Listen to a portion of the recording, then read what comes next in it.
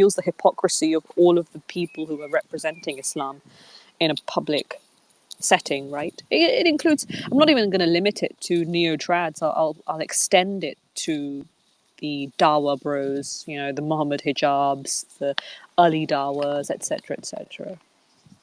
That you are fine to talk to a homosexual Muslim who has left Islam 100 times, right?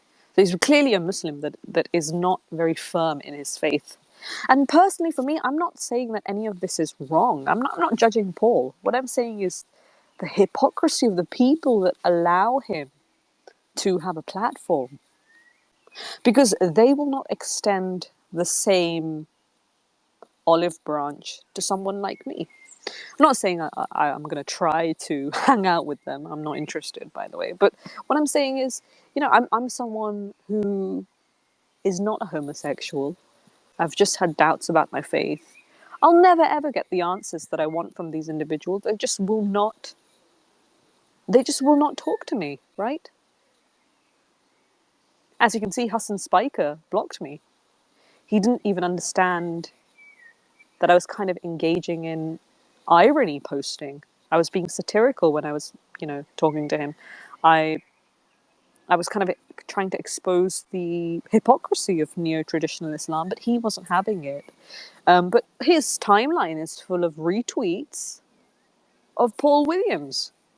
It's like, oh, I love this brother Paul. Okay, well, maybe you're gay as well, Hassan Spiker. Maybe you're all fucking gay.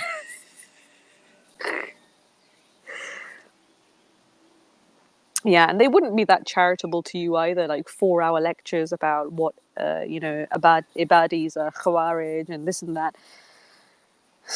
So the hypocrisy is just amazing. I mean, I wouldn't be that disgusted with them if, you know, that they think that they are the kind of end all and be all of Islam. But they're being honest and they're not being hypocritical. But they are being hypocritical. They are platforming Paul Williams.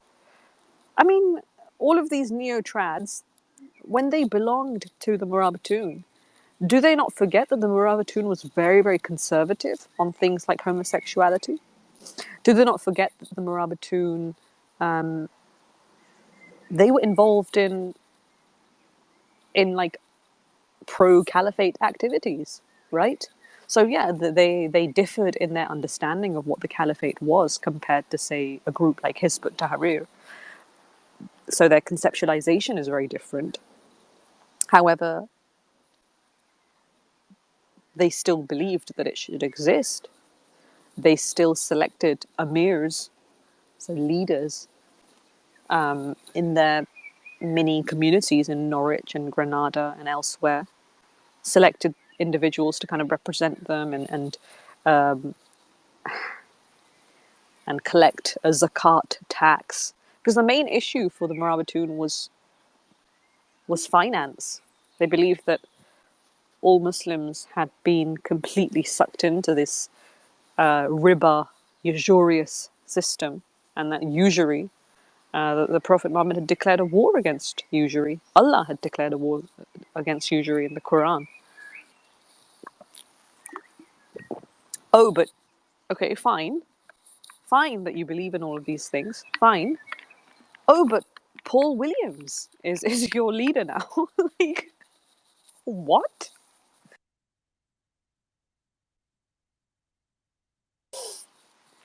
Yeah, my tweeting is next level because I understand their level.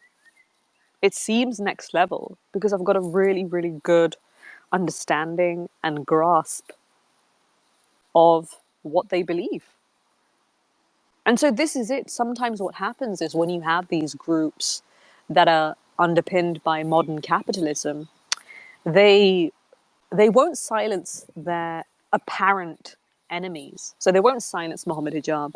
They won't silence the Salafis. You know, they could give 1-hour lectures about how bad Muhammad ibn Abdul Wahhab was. And, oh, he might have been a Freemason and all these weird conspiracy theories. They'll do all of this, but they'll never silence Salafi Dawa bros, but they'll silence me because they don't tolerate any criticism towards themselves. You see, and it makes me think of the quote: "The personal is the political." Right.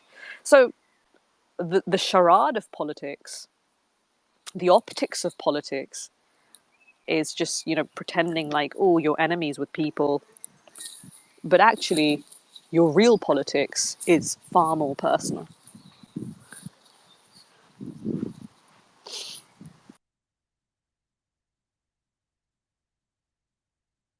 Yeah, I need to apply more pressure. True, but now I cannot do that because Hasan Spiker has blocked me. And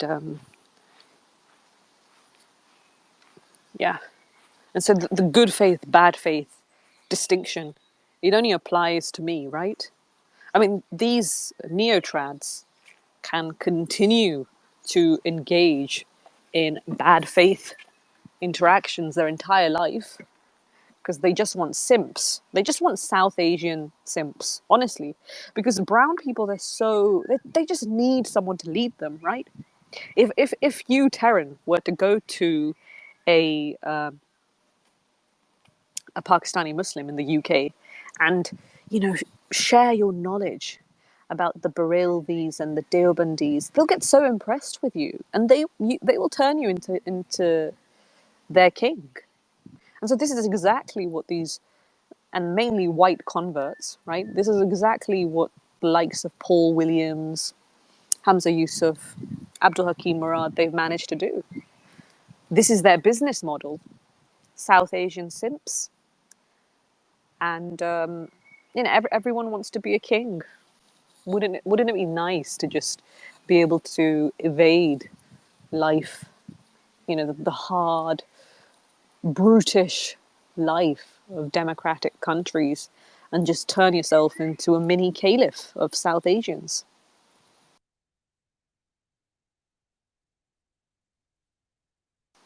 Yeah, black Muslims aren't any better, but the difference is at least they're looking for a black American king, right? So what happened with the Morabitoon was that because they were a bit sort of white supremacist, and I think me and you, we've discussed whiteness and blackness, and we're not really big on the term racism. Like, it's not really a ooh haram, like, oh, this is so evil sort of thing for us. Like, we recognize that sometimes segregation, sticking to your own can be quite normal. But anyway, so the Morabitoon, there were quite a lot of black converts in that community as well, just so you know. But some of the black converts, or and some of them were black Africans who. So you can go on Momadou Tal's profile. I don't know if you've heard of him. I'll actually link his profile, and I'll continue my sentence in a second.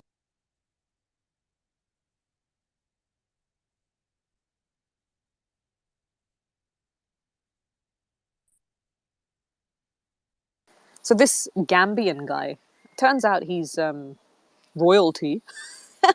But anyway, he went to university studying law in East Anglia because he wanted to be close to Norwich. He wanted to be close to the Morabitoon, basically. And he's sort of fallen out with the Morabitoon. He's fallen out with the Morabitoon because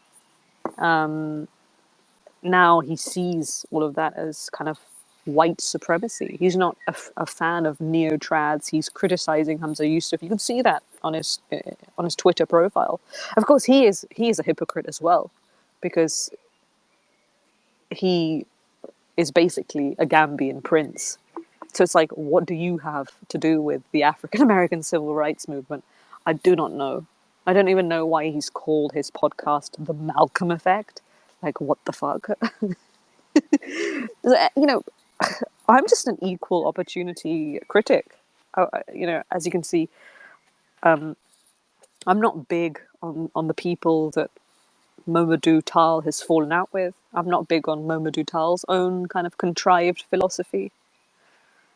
I could criticize all of these people, And they'll probably cancel me. They won't even cancel each other. I bet Hamza Yusuf would love to have a sort of event with Mamadou Tal where they charge everyone what $100 a ticket to just sit there, talk about the same old garbage, Al Ghazali versus Malcolm X and blah blah blah blah blah. Oh, but I will be the real sort of enemy to both Momadou and Hamza Yusuf because I'm criticizing them both. And of course, I am no enemy at the moment because I'm not famous or I'm not in their zone, right? I'm not doing this to be some sort of celebrity. I'm just sharing my ideas with you. But hypothetically speaking, they would just cancel me.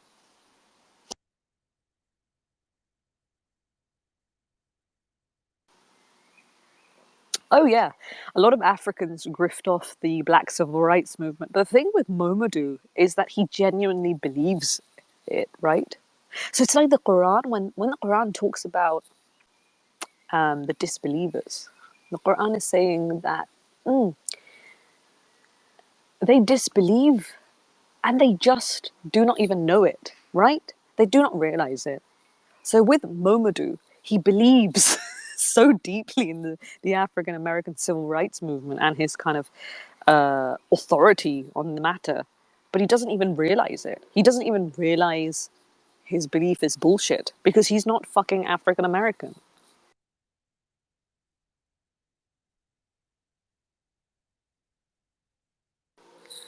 And so, and of course, all of this, the dynamics behind these divisions, these factions, these breakaways, this splintering, it's all economic. It's a desire to build a brand for yourself. I mean, what is Momadou going to do sitting in Norwich with the Murabitoon, right? He's not going to be elected as their Amir, right? The Amirs tend to be white in Norwich. I'll give you that. And of course, and do you know what? With Momadou, I'm sorry to say, but that geezer, he cannot speak to save his life. He mentions not even a single good point. I watched an interview of him with Mufti Abu Laith, and he just sat there completely, mum, not saying a word, and like, what points was he mentioning? Zero. So maybe Momadou, you need to stop blaming things on racism and actually start, you know, working on your public speaking or working on your ideas, right? And plus, you cannot really engage in public speaking without having read things, right? I mean, of course, you do have some people who just are empty vessels and they make the most noise, that is true as well. But what I'm saying is, you need to be sure of your ideas. You need to have some opinion to put out there, right? I mean, I'm kind of amazed that Momadou has had Judith Butler on his podcast. Like, what the actual f? And again, this is a sign of competitive spirit. It's to completely separate himself from the neo-trad movement because he's not gonna be able to become Hamza Yusuf. He's not gonna get the level of simping from South Asian Muslims that a white man would. And so, in this regard, there is an element of racism, but he's not able to fully articulate why, and that remains hidden.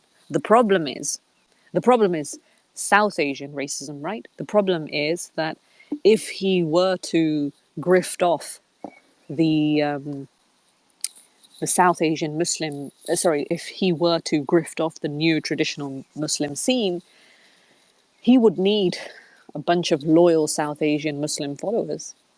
And so that would just be impossible being black. And yeah, that's what I can say with.